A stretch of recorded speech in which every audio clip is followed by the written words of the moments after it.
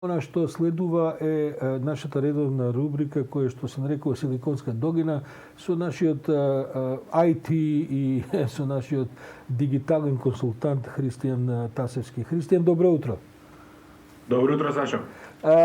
Деновиве се случи уште една сообраќајна несреќа на возила кои што немаат возачи. Тоа е една трагедија во која што загинаа двајца во возилата на Илон Маск кои што кружат по американските патишта. Илон Маск е, би рекол, една икона на новото време. Што точно се случи деновиве и какви се последиците околу целата таа индустрија која што се развива околу возилата, автомобилите без управување од човечкиот фактор? Така. Постојано во последните децении со развојот на технологијата генерално, не само IT индустријата, во секој момент имаме некои кои што се истакнати иноватори, ајде така да кажам, почнувајќи, не знам, од Стив Џобс, Бил Гейтс, кој што е благодарение на нив денес, можеби тие се едни од најзаслужните како изгледаат модерните лаптопи, компјутери, телефони и така натаму. Па се до овој момент кога во последните неколку години е се поактуелен Илон Маск. Кај него е интересно што не е актуелен само со иновациите или компаниите во кои што е собственик или кособственик, има доста и контроверзни тези кога неговите изјави се понекогаш контроверзни и слично. Прв пат се појавува со неговите иновации уште одамна со PayPal, која што, ако направиме паралела, PayPal е уште од 2000 година дали се појавува како компанија, меѓутоа дури и сега во споредба со онлайн системи, онлайн банкарство кој што ни го нудат традиционалните банки, можеби се уште PayPal по-иновативен на некој начин. Меѓутоа, последно што е актуелно, нели тоа е одамна, чисто сагав само една како паралела да направам, она што е последно актуелно покрај, нели, што пред некои 2 месеци, тогаш мислам и го спомнавме моментот кога јавно изрази поддршка за криптовалутите, па биткоинот нагло имаше пораст на цената. Пред недела дена веќе имавме тестирање на вградување на чип во мозок, во последниот случај беше во мајмун. И па последно сега актуелно со, не би рекол последно, веќе известно време се случува на определен период да има некоја незгода со автомобилите на Тесла. Илон Маск има многу компании кои што, не знам, би ни требало многу време за сите постепено да издвоим, кога би разговарале за сите, би ни требало многу време, но ние што се најактуелни секако Тесла, како што го почнавме разговорот, понатаму ги имаме SpaceX, што таму делумно е интересно за нас како нормални корисници на технологиите кои што за скоро можеби не планираме да летаме на Марс, и исто така го имаме и Neuralink, како што спомнав. По-детално, доколку разговараме за електричните автомобили, односно Тесла автомобилите, таму има два аспекти. Едниот аспект е развојот на електрични автомобили. Во тој дел можеби не е толку иновативна компанијата, затоа што такви некои прототипи или такви автомобили претходно ние имавме видено. Меѓутоа проблемот беше што некако не влегуваа во сериско производство, да ги заседнат овие класични мотори на автомобили што ги имаат, за разлика од Тесла што направи некоја револуција и веќе гледаме како сите други компании се пренасочуваат кон производство на електрични автомобили, со што се претпоставува за 10-15 години дека воопшто и нема да ќе се целосно, нели, ќе се заменат. Таму можеби имало и влијание други индустрии, можеби нафтената индустрија своевремено, нели, си имала влијание за таа транзиција и така натаму. Другиот аспект кој што е по-контроверзен околу Тесла е развојот на автопилоти. Таму станува збор за вештачка интелигенција, односно има еден дел од како гранка од вештачката интелигенција кој што се вика machine learning, машинско учење, и во тој дел во последниот период се бележи значителен напредок.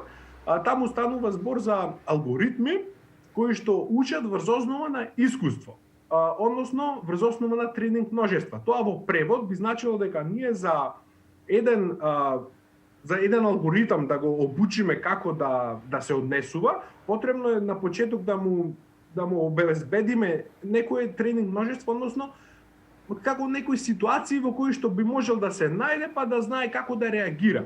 Сега, кога тоа го правиме во детерминистичка средина, односно средина каде што може тоа да се предвиди, не знам, наједноставно ќе земеме шах на пример, многу добро се однесуваат тие алгоритми и функционираат перфектно.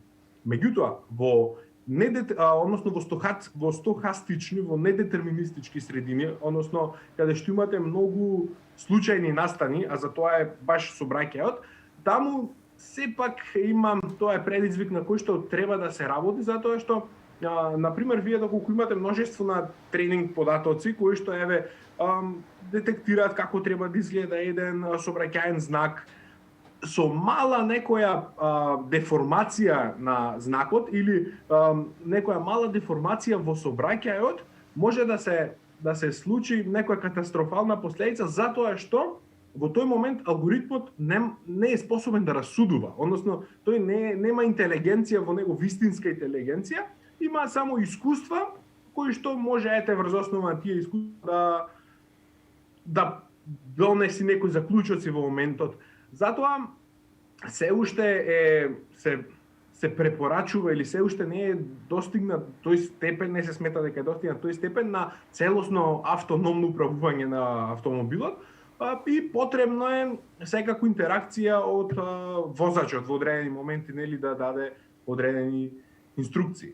Да, очигледно е дека таа индустрија цела ќе помине уште низ многу години на експериментирање, бидејќи брзината на чиповите, на алгоритмите кои што ги како што велиш ги анализираат овие недетерминирани околности, а сообраќајот е средина во која што разни варијабили се вон контрола на можност за предвидување, таа брзина и одлуката што да се направи во дел од секунда во одреден број на додуше мал број случаи, но сепак случаи завршуваат трагично. Само да кажам дека сега од тука натаму проблемот не е само технолошки, туку е на многу нивоа настанува проблемот. Например, кој е сега виновен за оваа сообраќајка и за смртта на овие двајца луѓе пред некој ден?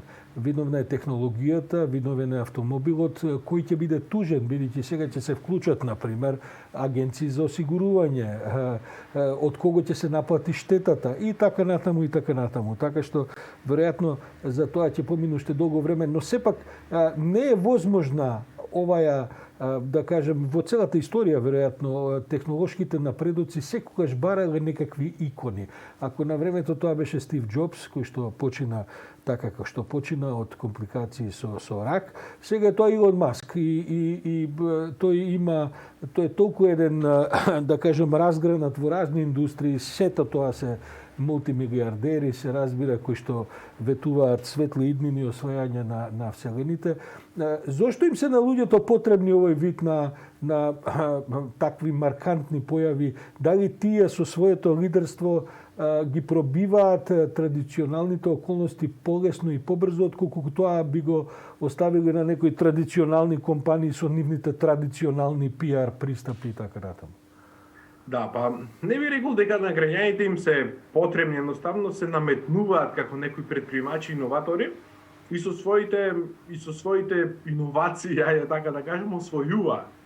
Покрај нели Тесла, како што ја спомнавме, особено е на повидок еден сосема нов и интересен проект во рамки на SpaceX компанијата. Генерално, како што спомнав на почеток, таа се занимава со вселенски летови слично, што нас можеби не интересира, што не планираме да летаме за скоро. Меѓутоа има еден дел таму кој што е интересен, а тоа е Starlink проектот, со што SpaceX компанијата на Илон Маск лансира сателити кои што можат да обезбедат сателитски интернет. Целта е вкупно да се постават 8000 сателити кои што ќе покријат ќе покријат земјината топка и да може да се обезбеди. Тука е интересно, компанијата истакнува дека тоа не е целта да бидат конкурентни на интернет провайдерите, традиционалните постоечките, односно нивната цел е да обезбедат интернет на места каде што е тешко достапен во моментот. Со цел секој да може да има пристап до интернет и секако ефтин. Сега ефтин во моментот е малку релативно тоа, меѓутоа понатаму веројатно моментално месечната претплата за таков сателитски, затоа што тој е веќе достапен во делови од Америка од 2021 година, еве веќе и во Германија делови од Полска се опфатени, што значи дека се шири таа мрежа.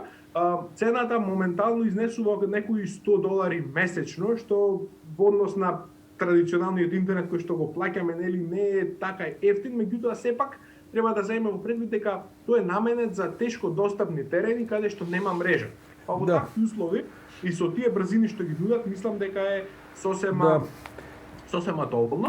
Тоа е секогаш така во новите технологии, цените на почетокот се повисоки, но сигурен сум дека тие ќе опаѓаат како што се развива мрежата, целата поврзаност, како што одат напред и самите технолошки достигања, цените ќе паѓаат и веројатно тоа ќе биде во даден момент сериозна конкуренција на овие традиционални терестријални, ако можем така да ги кажем, интернет поврзаности. Христијан, благодарам за овој утрински брифинг за тоа што се случува во силиконскиот свет.